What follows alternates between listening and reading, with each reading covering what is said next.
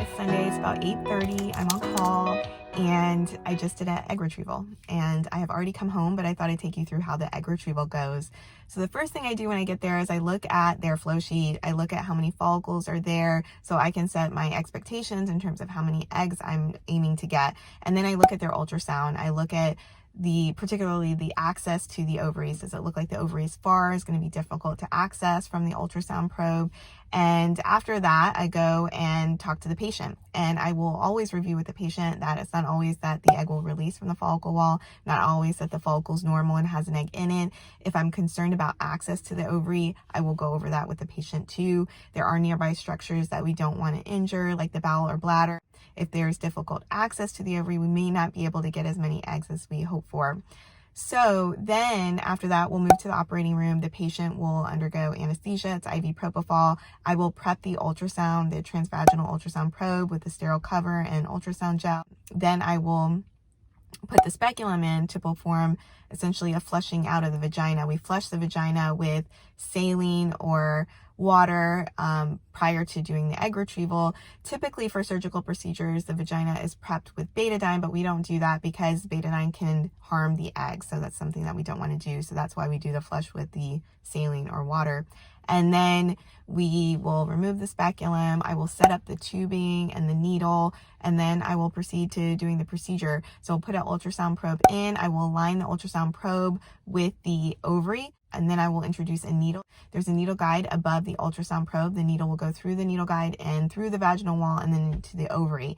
And once it's in the ovary, we step on a pedal. This activates a suction mechanism. We're essentially just sucking the fluid out of each follicle. Each follicle, in theory, has a microscopic egg that we can't see. So as the fluid is coming, the eggs will come with it. It'll travel through the tubing into the test tube, and then we hand the test tube off to the embryologist. They'll look through the fluid under a microscope and identify the eggs, and they will give me a running count of how many eggs we have retrieved during the procedure. Once we're done with one ovary, we'll flush out the needle, move on to the other ovary, and once we're done with that ovary, the procedure is complete. We remove all the instruments, we'll put a speculum back in. Basically, we want to make sure there's no bleeding. So once we assure there's no bleeding, we'll remove the speculum, and that's the end of the procedure. I will do some paperwork, and then I will go talk to the partner and let them know how many eggs we got. I have now come home and I'm going to check if my husband is up feeding the kids yet. If not, I will get breakfast started for them. Then I'll see what the kids want to do, and I always try to get them out of the house. So one of the places we often go to is the arboretum. They have some trails there that are kind of isolated, so I enjoy taking them there. I think that's a safe place to go. And after that, I have some laundry to do, and I try and do a little bit of meal prep. So that is on my agenda, but I'll see what the kids want to do, and they may dictate something different, but just trying to keep them entertained and get some of these tasks done also. So I will continue to show you how today goes, but this is a day on call. Come with me, I'm not really asking. We'll get away to a place where we don't know. About to see the world in action, what we can be, life with no distractions. We'll get away, this is what we waited for. Take my hand, we'll make it somehow. We can't miss out. I'm done living life with the lights out, die with my own doubts. Be free with me.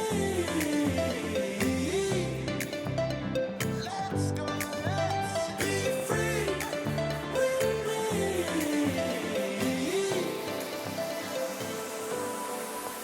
Be free.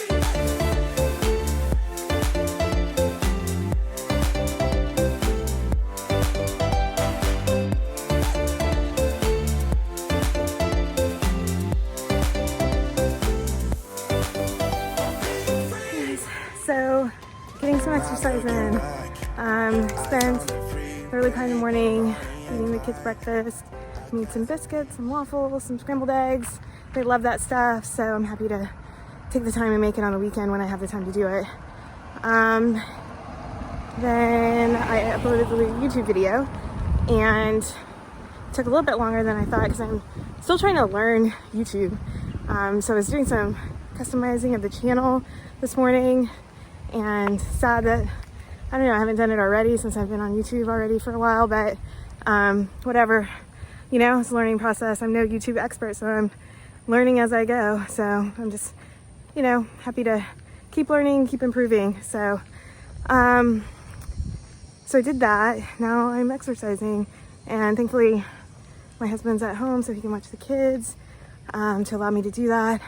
I used to go to the YMCA actually, and I'm really missing that. I would do 30 minutes on the elliptical and some weights, and I would try and do that 3 or 4 times a week. And the best part about it was the daycare. I could put the kids in so they're enjoying the time too, interacting with other kids and playing while I exercise. So now it's definitely more challenging. So I still try and prioritize exercising on the weekend. We have a kind of loop around our neighborhood that's a little over a mile, so I just try and run/walk that, and do that both weekend days, and I try and do it during the week when I can, but it can be a little bit more of a challenge. Honestly, it's just dependent on if my husband can get home and watch the kids so that I can get out and do that, because the kids are a bit cranky later in the day and harder to, I don't know, coax them all to come with me to go on a run, or run/walk, even walk even.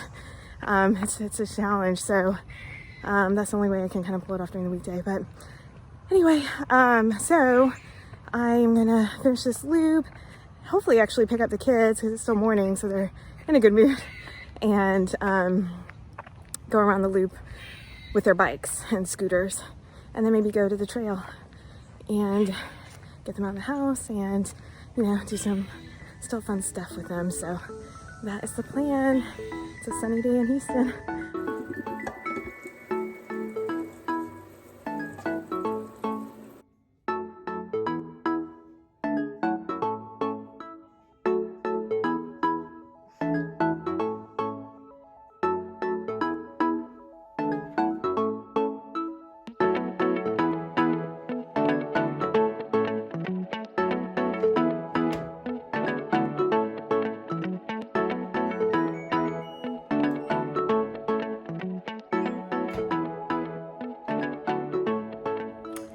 So the kids did not want to go to the trails. Instead, we did some things around the house. So some of the things that we'll do are activity books, coloring, ABC Mouse. They have some educational videos on that and activities. So I try and keep them occupied with these type of things. But I thought I would tell you some of the other things that I do on call. So regardless of actually if I'm on call or not, one of the things I do around 8 or 9 o'clock in the morning is review cycle management patients. So these are patients that come in over the weekend needing ultrasound and blood work as part of their fertility treatment. And so we review our own patients. And so I'll review my patients that are coming in over the weekend and decide on plans for them.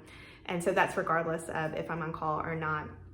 And so, but when I'm on call, after the procedures, after the cycle management review, the rest of the day is really just fielding questions. So commonly we'll get questions from pregnant patients that may have some spotting or some cramping or some concern that they want to review with the physician. And so we're available to those patients for that. Not so often, but we'll get questions on medications. And so we don't get it that often because our nurses are great. They do a very thorough medication review with the patients. And so it's not too common that we get these questions, but we're available for these type of questions also.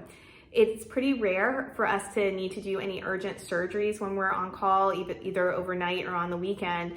The most commonly expected reason for that would be an ectopic pregnancy. So an ectopic pregnancy is a pregnancy that's outside the uterus, that's in often the fallopian tube. The reason why we don't run into this often is because with the nature of fertility treatments, we are monitoring these patients very early on. So we will pick up an abnormal beta HCG rise, or we'll pick up an ectopic on ultrasound pretty early so that we can manage it often with medication, with methotrexate, and monitor the patient after that. So it's not too often that they need surgery. And if they do need surgery, we're often able to schedule it in a kind of timed fashion. And so they don't often pop up in the middle of the night or the weekends because of this. So, but if they were to, I'm available for those patients also. So that's pretty much what I do on a weekend on call. The rest of the day is just gonna be taking care of the kids. I'm gonna do some meal prep. I had some meals gifted to me from a company called Dream Dinners, and they gifted me some dinners, and I love them, truly. They are great because they are all prepped for me. They are proportioned out in different bags. All I have to do is assemble and heat up.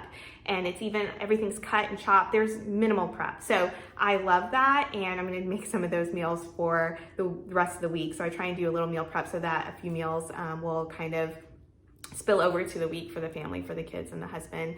So after that, after spending some time with the kids, maybe watch a little TV with the kids.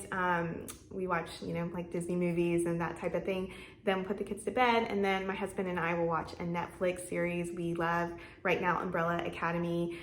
It's fantastic. I'm gonna be really sad when it's over. Send me some Netflix recommendations if you have them, but that's our kind of date night time, and it's what we enjoy. So we'll have a meal together and watch some Netflix. So that will be the rest of the day.